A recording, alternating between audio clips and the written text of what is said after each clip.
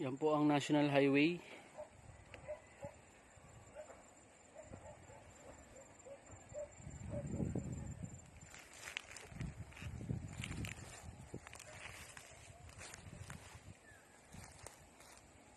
Ito po yung pinabas ng ating mga magtatabas. So mabilis din lang silang trumabaho. Ang ating pong upa sa kanila ay 12,000 per hectare. At ang possible po na ito ay, sa estimate ko lamang po, ay sabihin na nating kulang mahigit po ng 2 hektarya ang kanilang matatabasan. Kasi po yung top naman doon, yung may mga niyugan pa doon, ay wala na po halos tatabasan. Yun po ay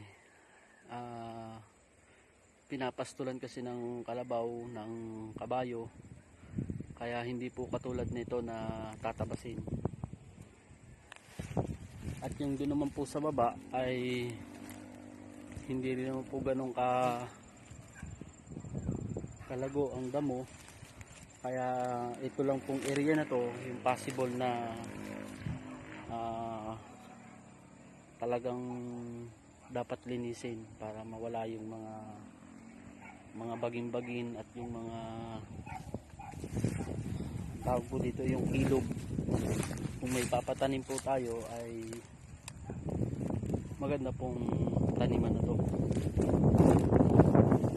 At sila po ay nakakuha na po sa akin ng 6,000.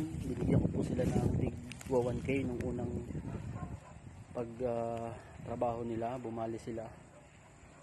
Meron pa naman po akong cash na natitira, kaya po iniabot ko na po sa kanila. At hindi ko lang po alam kung sa mga isang araw ay babali po uli sila para doon sa kanilang pagtabas. At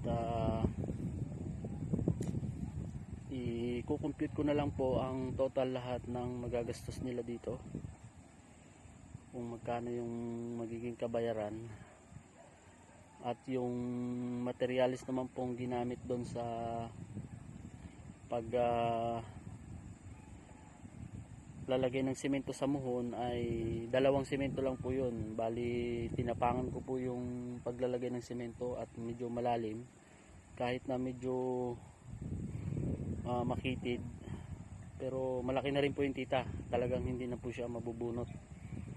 At yung buhangin po ay bali 5 sakong buhangin yun, na nadagdagan pa po namin nun nung nag-add kami dito sa 2 nasa unahan.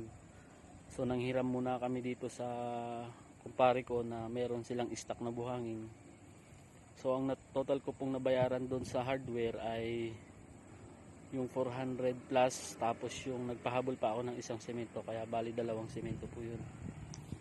Possible mga ganun nga po, 700 yung bilang yung gastos dun sa, at yung pong araw bali 3 po sila. At yung 2 po ay kailangan po kasi tita ay hakutin yun doon kami naghakot dito sa area na to.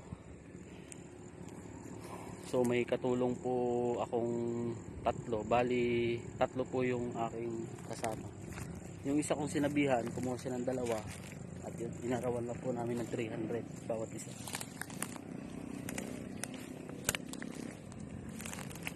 At ito po, tuloy-tuloy po yung pag-develop ng ating lupa, dahil ang ganda po ng view niya dito, ang overlooking, malapit sa National Highway.